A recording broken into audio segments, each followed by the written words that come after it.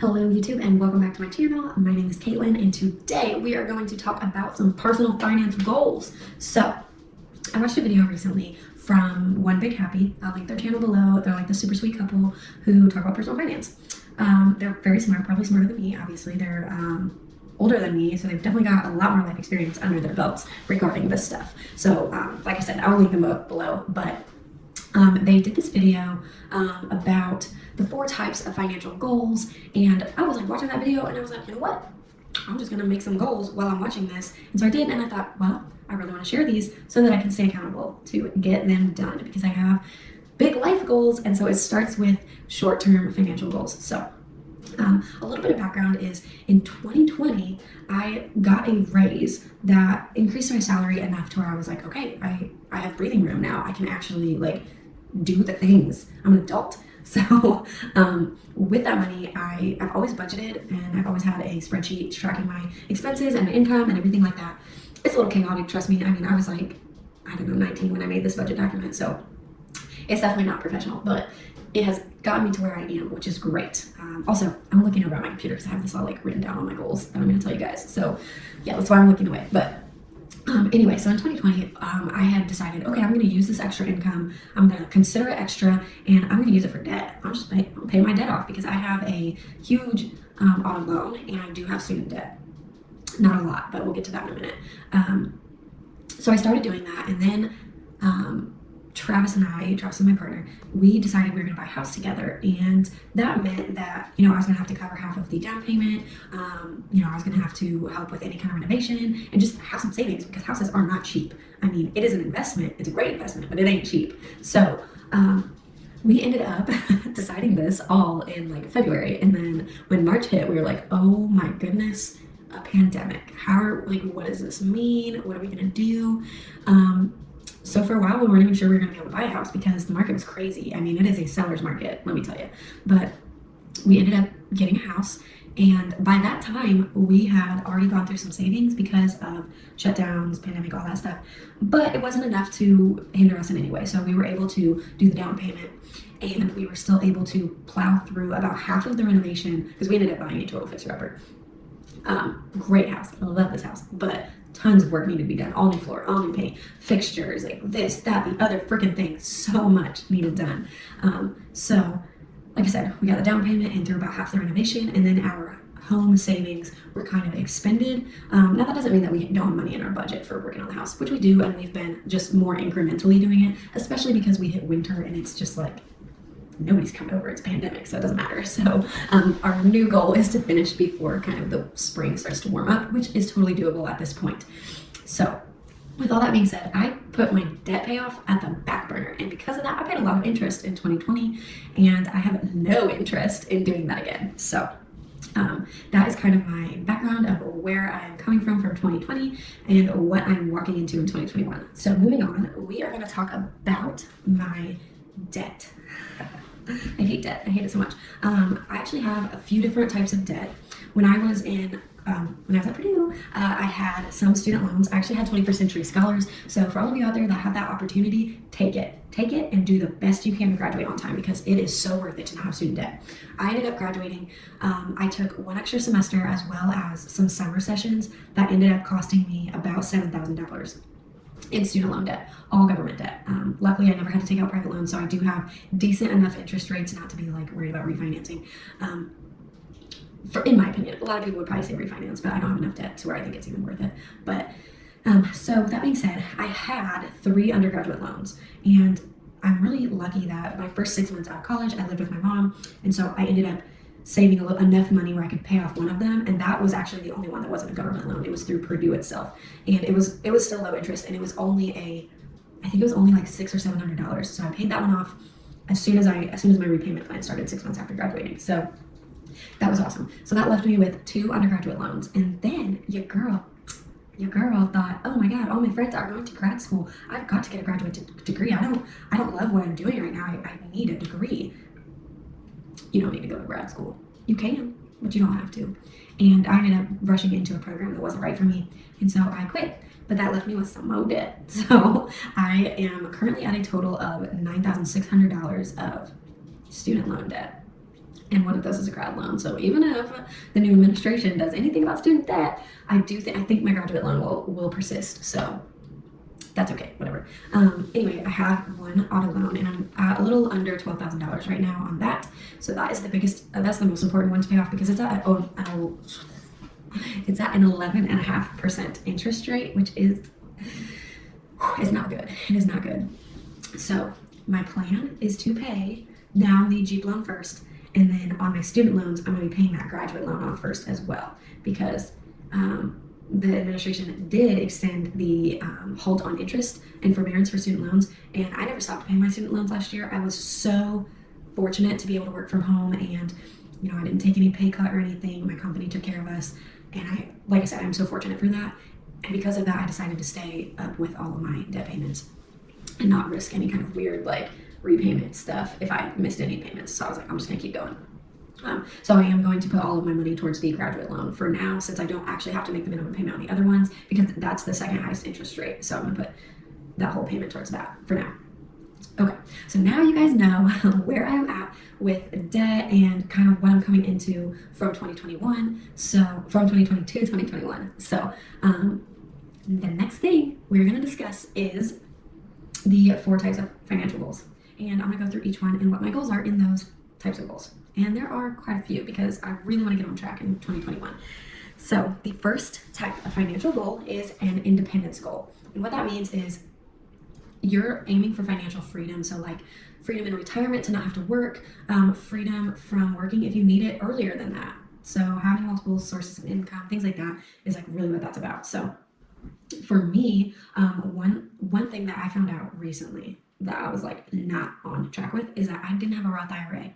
So that was my goal. Open and contribute to a Roth IRA monthly in 2021.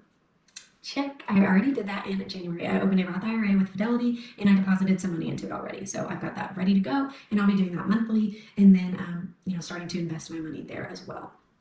So the second goal for independence is I want to contribute up to the match from my company to my 401k. So my company offers a 401k and a Roth 401k. But since I'm still in debt and I'm trying to pay that down as fast as I can now without compromising saving for retirement, because time is on your side and I'm young. So I really want to save for retirement too. But anyway, my company matches the first 5% or something. I just use the tool and I'm like, okay, make sure that I'm matching the amount that I need to do, because we have a really good retirement funding tool. Anyway, so they match up to 5%. So in anticipation of a potential bonus this year, I'm going to move my pre-tax election to my 401k to 6% and make sure I'm capitalizing on the match program and contributing to retirement. But I'm not going to do any more than that or contribute to the Roth 401k for now until I'm out of debt. And of course, I'll be maxing out the IRA way before I start maxing out 401ks. But that is 2022 problems. So for now, like I said, I'm just going to hit that match with my company and my 401k. Additionally, I have a high deductible health plan, which means that I can have an HSA, which I did open. Last year, I contributed $25 per paycheck, so about $50 a month to that, and it was not really enough. It didn't really do much. I did spend a lot. I spent all of my HSA in 2019 and the first half of 2020 on dental work, so yeah, I just don't have very much in it. But little did I know that you can invest in HSA, and it is triple tax advantaged. So that means that you put money in without it being taxed. So pre-tax out of your income goes to your HSA. Then it grows tax-free when you invest it. Then when you take it out when you're old and you need it, not taxed again. So it is triple tax advantage and it is so worth investing in. But all HSAs, I say all, like I know anything about this, but from the 2 HSAs that I've had, we had one with a different bank and now we're switching to a new one through my company. They have a minimum threshold before you can use your money for investing. So my previous one was $2,000 and I was like, I don't know if I'm ever going to get to that because I got expenses. But now the new bank is $1,000. So my goal this year is to contribute enough to hit that $1,000 threshold by 2022 so that I can start investing my HSA next year. So with that, I've already increased the contribution per pay period to an amount that should hit that goal. And in addition to that, I will be earning an incentive from my company. So on par with the HSA goals, my next independence goal is pay at least one full extra Jeep payment each month. And if you know anything about car payments, they're not cheap. Mine is by no means cheap. So that's going to be tough. It was something that I wanted to do last year, but I didn't do because I was working towards saving for our house. But now that our house is almost all the way done, I'm hoping that I can really make that a priority again. And I think that I've worked it into the budget. So I'm pretty sure I'll be able to do that every single month and check that off. And that will set me up to pay off my debt by about summer of 2022. So all of my debt. Yes, I want to do that so bad. I want to be debt free. And then the last independence goal is I want to use bonuses, stimulus, extra income, like overtime, stuff like that, and just throw that straight at my debt and just get done with my debt as fast as I possibly can. So that wraps up all of my independence goals. If you guys have questions about any of those retirement accounts, I know they're kind of confusing and I've sped through it as if you probably already know. So if you don't know, or if you have any questions, just drop them below. I would absolutely love to help you guys out any way that I can. I'm by no means a financial advisor, but if my knowledge can help you in any way, I will definitely answer your questions. All right, so next up we have stability goals. And what those are is it's your way for preparing for the unexpected. So expect the unexpected and be ready for it. That can be in the form of just an emergency savings fund, stuff like that. So that's kind of what mine are geared towards. I actually keep all of my savings, sinking funds, everything like that in one account, and I separate them in an Excel sheet outside of that account so that I know what's in there and what it's supposed to be broken up for. But the actual account is just a lump sum, and it is a high yield savings account.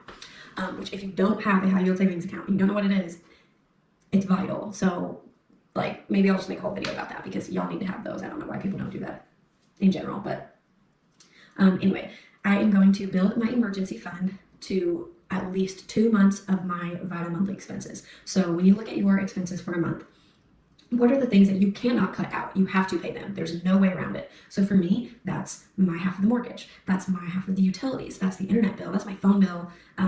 That's my car payment, my debt payments, because the debt collectors don't care if you lost your job. So that's what that is. So for me, I have a 1 month emergency fund already, which I'm really proud of, having already done that. But I want to bump that to 2 months in the next year. And then in 2022, hopefully I'll be able to bump that to 3 months. And then eventually I'd like to get it up to about 6 months to a year worth of expenses, of vital expenses, because, well, what if I want to buy a van and just travel around for a year? That's the plan. So I'm gonna get this done. I'm gonna get to at least 2 months this year, maybe more, we'll see. And then, like I mentioned earlier, my company does an incentive program regarding wellness. And so I'm actually the champion for my office for that, which just means I'm the advocate at the office who has to read the corporate emails and let everybody know what's going on so that they don't have to read the long emails. I also had like fun health activities and things like that. So that has been hard from home, but it's my favorite part of my job actually. So with that, you can earn through my company's like incentive program by doing some certain activities, you can earn up to $450 that they will deposit directly in your HSA. And so that's my plan. That's one of my stability goals, is to make sure that I earn that, because not only is an HSA a great investment opportunity if you hit that threshold, it's also there just in case you do have health needs. So I unexpectedly had a cavity last month, and I'd already kind of spent through my budget of putting money in savings and all these different things. And so I was like, well, I'm just going to use my HSA this time. And I'm just glad that I already had the HSA, it was like, okay, well, it'll be all right. I'll just use it. I do plan to try not to do that in the future this year, so we'll see. But that's why I kind of put that in the stability goal as well, is that it can be for emergencies. So those are my 2 stability goals. There are 2 more types of goals. So the next one is lifestyle goals. So this is what you want your life to look like. What kind of spending is going to get you to the life goals that you aspire to achieve? So if you're a minimalist, maybe that's not spending any money. For me, that's not the case. I'm not a minimalist. I do need to get rid of some stuff, but I'm not a minimalist. So my first lifestyle goal is I want to purchase more sustainable products. So with this, I'm kind of thinking towards the cleaning and hygiene products. I already use a Brita filter and only use like water cups that are reusable.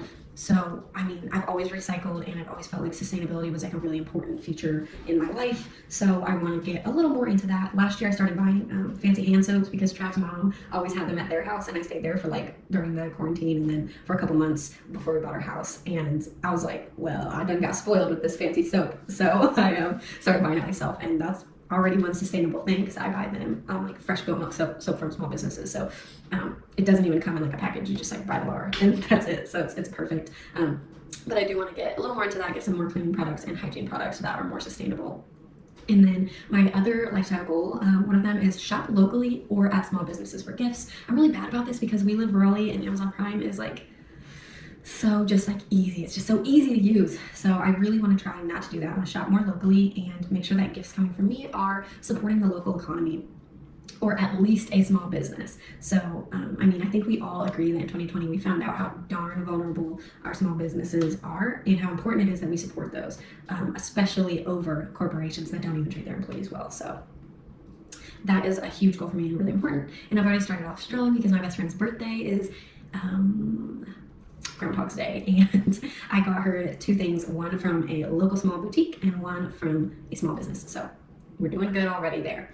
Another one is that I want to donate to progressive causes. So I do keep up with politics, and I don't really consider this politics, but it's a progressive cause. So I want Medicare for all. Bad. I want it bad. I want everybody to have health care. I want you, your mom, your dad, your aunts, your uncles, your kids. I want all of you to have equal access to quality health care. I don't want you to ever feel like you can't go to the doctor for, a small tweak in your back, because what if you need a back surgery? What if the doctor's appointment is $20? I could go on for freaking hours about this, but I am a diehard Medicare for all. I want you all healthy and happy, because the first step in wealth is having your health.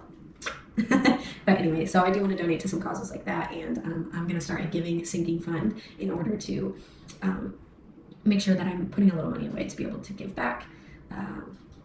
Last year I actually did donate like about $150 to just various random things, humanitarian efforts. Riley, I'm a big supporter of Riley. Whenever somebody asks, I will always donate to Riley, stuff like that. So I definitely want to do that. And then my last lifestyle goal, the hardest one, I want to avoid purchasing things that have free alternatives. So what do I mean? Workouts. Well, we don't have to buy access to apps to have workouts.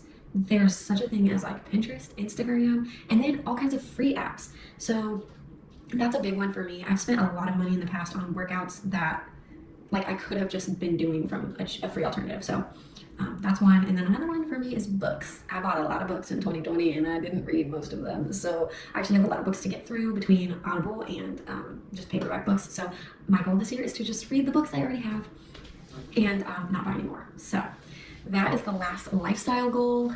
I hope those make sense. But I would love to hear what some of your goals for your lifestyle spending are going to be in 2021. Because I think it's important to think about like, what is your ideal life, and start doing it now. Okay, the last goal is growth goals. Invest in yourself to grow as a person. So for me, I want to grow in my career right now. That's something that's very important to me. I'm early on. I've been at my company for 2 years in the same position, and there's nothing wrong with that. I did get a raise. My boss works with me monthly on goals and, what direction am I going, and she has been awesome. She's so understanding. She kind of coaches me without, she doesn't often tell me where she thinks I should go. She's typically just saying, well, think about this, what kind of goal, and so I've set goals with her to move into a different type of work. So with that, I want to get my Excel certification done.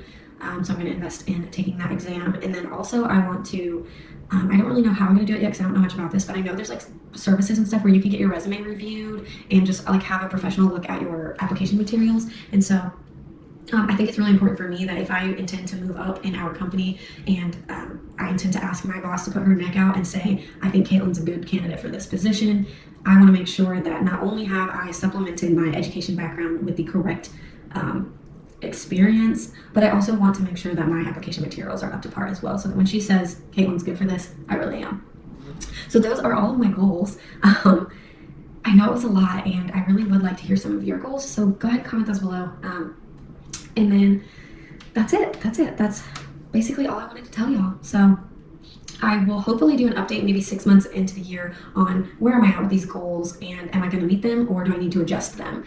So hopefully I will have some good news in I don't know, like June on my budget front. But again, I did mention so many things today, and I'm actually really passionate about personal finance. So if there's anything in this that I mentioned that you would want to hear like a more in-depth review of, or just information on it, let me know in the comments and I would be happy to make that for you guys. Thanks again for watching, and don't forget to like and subscribe.